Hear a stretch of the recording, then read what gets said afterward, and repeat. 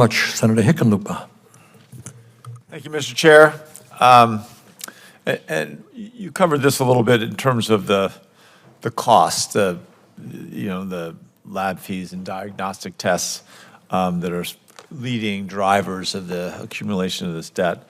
I think that the Healthcare Price Transparency Act, put forward by Chairman Sanders and Senator Braun, we're a co-sponsor, but the Healthcare Price Transparency Act really does require all negotiated rates and cash prices to be published for all shoppable healthcare services.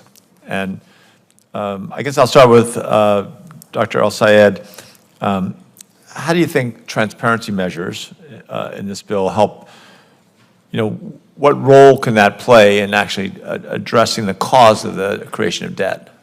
I really appreciate the question. I think that it plays an important role. And I shared my own story about needing a surgery for an inguinal hernia, and that's the kind of shoppable healthcare that applies to. I do think that we need to be thinking about it in comprehensive inclusion with care for the kind of healthcare that a lot of folks, or cost payment for the kind of healthcare that Dr. Messick takes care of, which is not shoppable and has to be done at the edge of real risk. And so it is definitely part of the solution, and I think can be included in a broader package of asking how do we provide support and care for all the needs that people have. Right, I agree. Dr. Bai, you mentioned in your testimony that the increasing competition in the marketplace is one of the most impactful aspects of lowering costs for patients, and certainly I couldn't agree more.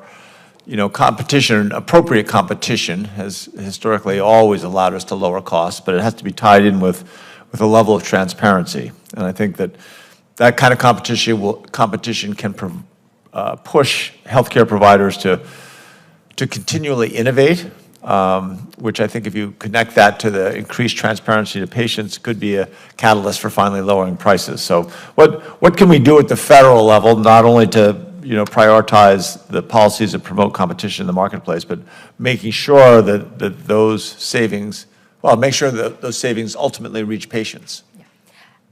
I think number one is to let the patients, let the individuals control their dollar for healthcare. Right now we're detaching. Let's say I'm a Medicaid patient. If I work out every day, eat healthy, I become healthier. That cannot benefit at all, right? And then if I want to see a different doctor, I can't. So these kind of regulatory constraints make sure that the patients cannot personally and directly benefit from better health or lower price. So we have to fix that. And number two, we must level the playing field. Right now, Congress and the government totally tilted the playing field in favor of big players. Then guess what? If I'm a big player, if my money comes from the government, I will just focus on influencing the process. I do not care about patients, right? Because they don't bring money to me. But if you have a competitive market, guess what? My money comes from patients. I must make them happy in order to be rich. We want to be rich, but how do we do that, right? We must make patients happy, not the government happy. I think that's the key. All right, I appreciate that. That's a thoroughly American capitalistic approach. I came from China. I like American dynamism. Colorado, we feel a certain amount of pride to help protect consumers from the harms caused by medical debt. And last year we were one of the first states, I think we maybe were the first state in the nation to enact a law that prohibits the inclusion of medical debt on credit reports. Another law in Colorado caps the allowable interest on medical debt at 3%. It goes from 8% down to 3%. Dr. Messick, in your testimony, you discussed the sad frequency with which patients forego necessary medical care out of fear for the bills that they're going to face afterwards. How does making changes in credit reporting and capping allowable interest lessen this burden on patients so that they can focus on getting the care that they need? Thank you, Senator.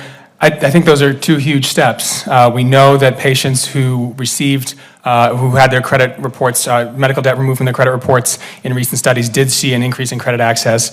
We know that patients are worried about what's going to happen to them if they don't pay their debts, and they have reason to fear those bills. And so if we can relieve them of some of those fears of, ending up in a courtroom paying off not only their medical bills, but also court costs and interest charges, as you mentioned, that'll be a huge step towards making sure that patients can follow through on treatment recommendations and get the care that we want them to.